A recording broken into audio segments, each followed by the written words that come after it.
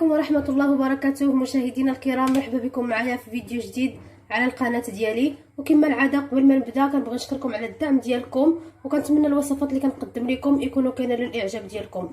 اليوم جيت نحضر معكم هاد لا طوماط سوغيس، صراحه كتجي زوينه في الحريره حامضه وكتعطيها واحد المذاق حامض وزوين، صراحه كتعجبني بزاف انا في الحريره حامضه. وكما كنعرفوا في رمضان مره كتوجد مره ما كتوجدش.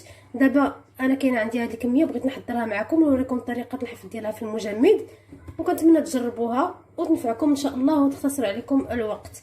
عندي هنايا لا طوماط سوغيس كما كتشوفوا، ولا هاد المطيشه الصغيره المحمضه، صراحه راه كتعطي واحد المذاق زوين بزاف في الحريره. دابا غادي ناخذ هاد المطيشه غسلتها مزيان من طبيعه الحال، غادي نبقى هكا نقسمها على جوج بحال هاد الطريقه هادي، وغادي نديرها في الكاسرونه ونديرها طيب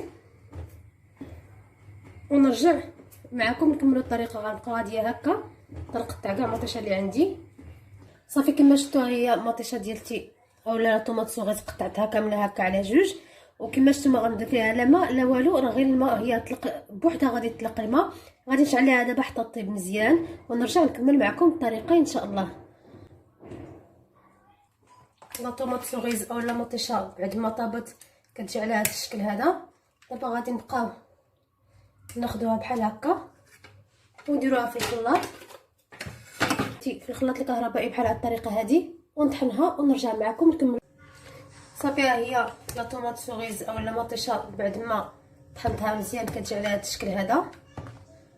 صراحه كنتمنى تجربوا هاد لا طوماط سوغيس في الحريره، راه كتجي زوينه وكتعطيها واحد المذاق محمض، كتجي هائله في الحريره. صافي دابا غادي ناخذ هنايا واحد الاناء بحال هكا اللي درت فيه الصفايه، وغادي نبقى نصفي هاد لا طوماط هادي من دوك القشور اللي كيكونوا فيها. غنبقى غاديه هكا وانا كنصفي كاع المطيشه اللي عندي بحال هاد الطريقه هادي.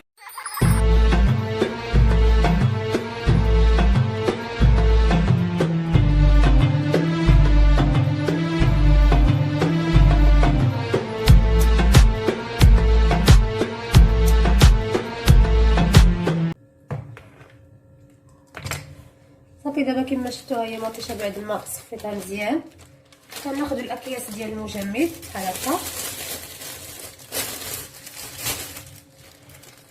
وكنبقاو ناخذوا القياس ديال المطيشه اللي بغينا نديرو.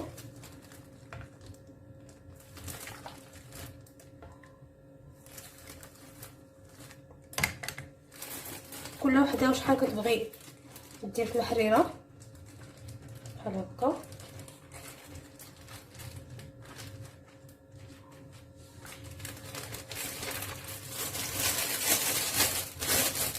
انا وريتكم غير هاد الكميه بسيطه، وانتم يمكن لكم تدبروا المقادير.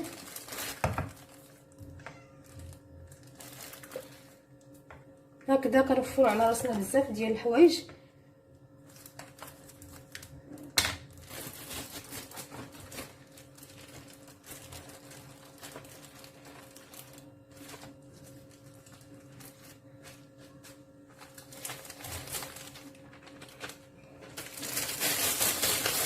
لازم نخليهم قلت لكم كل واحد على حسب الكميه، على حسب الكميه ديال الحريره اللي درتو، على حسب الافراد ديالكم. انا هكا كنقسمها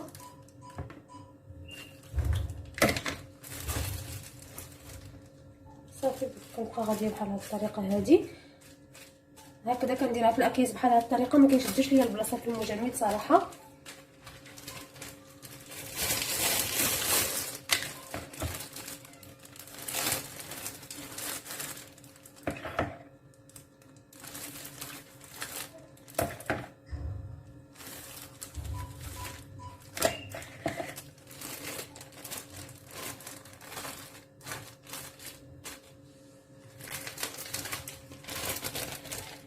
كنتمنى الافكار، كنتمنى الفكره اللي عطيتكم تنال الاعجاب ديالكم، خصوصا المبتدئات كما سبق ليا وكنقول، ولا النساء العاملات. راه هاد الافكار كيوفروا عليكم بزاف بزاف.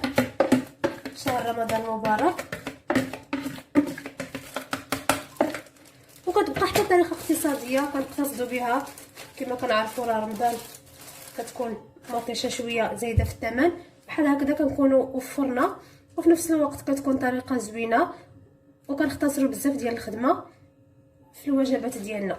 هذا هو الفيديو ديال اليوم، كنتمنى ينال الاعجاب ديالكم، وما تنساوش تدعموني بلي لايك، واللي مازال ما تابوناش في القناه يتابونا ان شاء الله. وبالنسبه للطريقه ديال الاحتفاظ بالقزبور والمعدنوس راه ديجا حضرته معكم في القناه، ان شاء الله غادي تلقاوه في الفيديو بالشرح ديالو كما هو. غير دابا بغيت نحضرو وقلت علاش لا ما نذكركمش به. هنايا عندي المعدنوس والقزبور اللي غسلتهم من البارح وخليتهم حتى نشفوا مزيان. اهم حاجه باش ينجح معكم هاد القزبور والمعدنوس وما يخسرش لكم في الثلاجه هو يكون ناشف مزيان. نتاكدوا بانه ناشف مزيان، وحتى انا فاش غادي نطحنوه حتى هي تكون مغسوله ومسوحه. بهذه الطريقه غتضمنوا بانه ما يخسرش معكم ويدوم معكم مده طويله ان شاء الله. غادي نطحنوه بحال هكا وغادي نطحن ونرجع معكم ان شاء الله.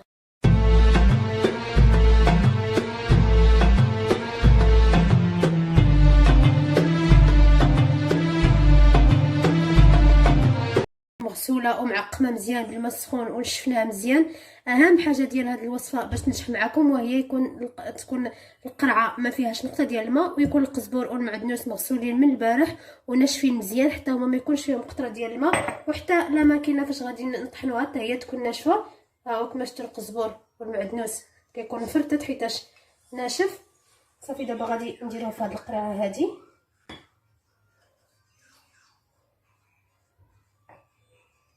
الا طبقتوا هذه الطريقه انا متاكده غادي تعجبكم، وغيبقى عندكم القزبور والمعدنوس طري، وفي نفس الوقت غتحتفظوا به مده طويله. هادو كيبقاو افكار ان شاء الله تستافدوا منهم ويساعدوكم. صافي غادي ندير القزبور ديالي كامل هنايا. صافي بعد ما درت القزبور والمعدنوس في القرعه كنضيف لهم واحد الكميه ديال زيت الزيتون، تقريبا 1-2 معالق حتى 3 بحال هكا، وكنحتفظوا به في الثلاجه لتحت. وقت ما بغيناه كناخذوا معلقه نقيه حتى هي ما يكونش فيها الماء باش ما تخسرش لينا القزبور الاخر اللي عندنا. كناخذوا معلقه ناشفه وكناخذوا الكميه اللي بغينا نستعملوا ونعاودوا نسدوه ونحتفظوا به في الثلاجه. راه كيبقى مده طويله ان شاء الله. انا متاكده الا جربتوه غادي ينال الاعجاب ديالكم، وحتى هو غادي تستافدوا منه في هذا الشهر الكريم. كنت شفتوا النص حضرته بالطريقه ديال الاحتفاظ ديالو غير في الثلاجه لتحت، وهذا النص هذا طحنته بحال هذه الطريقه هذه كما شفتوا، وغادي نحتفظ به في المجمد.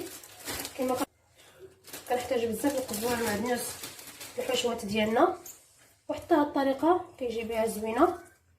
وقت ما احتاجيناه راه كنجبدوه كيكون بحال هذه الطريقه هذه كما شفتوا، كديريه بحال هكا، وراه ملي كيجمد كيكون دغيا ساهل تهزوا منه الكميه اللي بغيتو.